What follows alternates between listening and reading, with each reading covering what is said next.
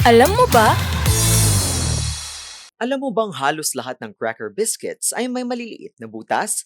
Akala ng marami, disenyo lang ito para mas maganda ang itsura ng crackers.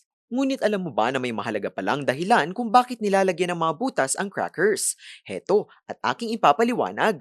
Bago kasi i-bake ang mga ito, tinutusok muna ang masa ng crackers sa pamamagitan ng isang espesyal na roller. Ang prosesong ito ay tinatawag na docking. Ang mga butas na ito ang nagsisilbing daanan ng singaw habang nagbe-bake ang crackers. Dahil dito, hindi namamaga ang masa at nananatili itong manipis, pantay at malutong.